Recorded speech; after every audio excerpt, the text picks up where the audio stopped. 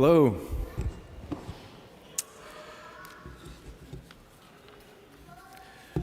So I want to share with you all an exciting initiative that the artists of Resurrection Philadelphia are embarking on.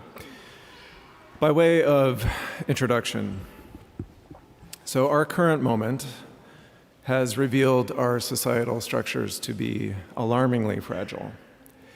Social fabrics, once assumed strong and pliable, have been exposed as thinning and fraying, tearing against the weight of civic confusion, distrust, and isolation. We find ourselves alone, angry, and fearful, strident in our opinions, and brittle in our lack of courage. We've misplaced the tools and the endurance to care for one another well. And then we come across an essay of Wendell Berry talking about poetry. He says this: by its formal integrity, a poem reminds us of the formal integrity of other works, creatures, and structures of the world. The form of a good poem is, in a way perhaps not altogether explainable or demonstrable, an analog of the forms of other things, and by its form it alludes to other forms, evokes them, resonates with them, and so becomes a part of the system of analogies or harmonies by which we live. This, I think, is a matter of supreme and mostly unacknowledged importance. A part of the system or of analogies or harmonies by which we live. Echoing and expanding these sentiments is Rowan Williams. He says, if poetry has nothing else to say, it says this: the world is much more peculiar than you can imagine. There's more of it than you can get your head around in any one sentence, any one form of speech, any one rhythm of speech. There is always more. And that is a theological point, because it spills over into a sense that the world is there because of the extravagance, the excess of divine wisdom. Berry and Williams' observations about poetry, which are observations certainly also true of music, painting, sculpture, textile arts, dance, fashion, film, they speak to the profounding, shaping influence of art in our lives and in our lives together. It's all connected to what C.S. Lewis describes as the baptism of the imagination. So this brings us to the topic at hand, the aesthetics of Shalom. In response to the epidemic of antipathy and apathy described above, the artists of Resurrection are embarking on a year-long project called the Aesthetics of Shalom, which is folded into the Year of Shalom that Chris was just referencing.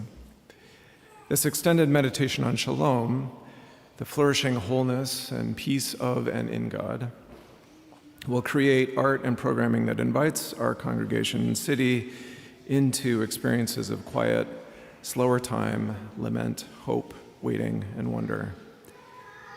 It's a project designed to foster robust and nuanced dialogue and cultivate generous and durable habits of patience and mercy, and help us recover concern for our neighbor. One of the guiding principles of this project is that matters of aesthetics are matters of formation. They're important for not just artists, but for everyone.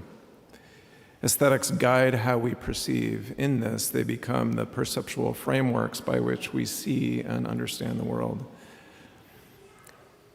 They tell us, they encourage us to, or they guide what we value, what we recognize as worthy of our time, our attention, and our resources. They guide who we value and who we deem as worthy of our time, care, and protection.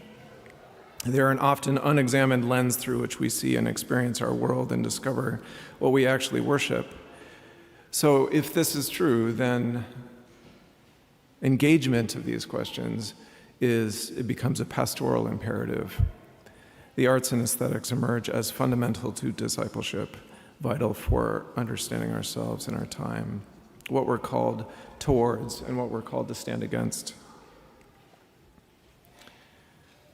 The beating heart of the aesthetics of Shalom is the creation of significant new works, in the visual, literary, and musical arts by Philadelphia artists and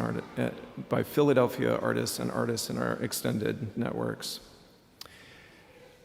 So we received 2 grants, or well, not yet. We received 1 grant so far with the Calvin Institute of Christian Worship that will fund 6 new visual art commissions that will be unveiled through the course of the year.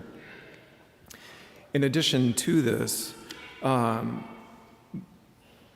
Aesthetics of Shalom will include a comprehensive study and conversation module where the Artist Parish, which is a group of artists in the church that meet regularly to explore questions at the intersection of art making and formation, we'll be studying the subject of shalom in our monthly meetings, seeking to examine together the conditions that inhibit or cultivate flourishing and how to explore how we might, through our making, become peacemakers.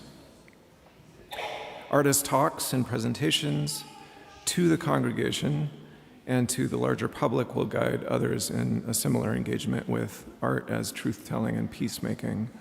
And all of this will be capped with an arts and theology conference that will be facilitated by Cindy Parker.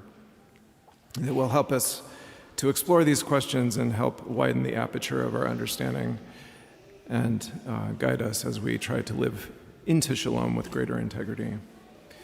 There's another grant that we have applied for that we're waiting on. We should hear within about a month that would also fund a literary journal as well as The Divine Dark Volume 2, which will be a full-length album of original music.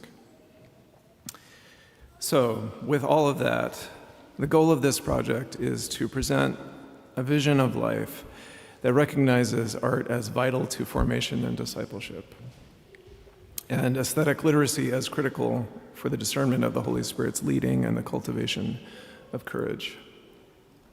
To explore how the arts can widen the aperture of our understanding, and that the mystery of God and neighbor might stand in clearer relief, and the staggering glory and responsibility of being made in the image of God might come into greater focus. So, away we go. Thank you.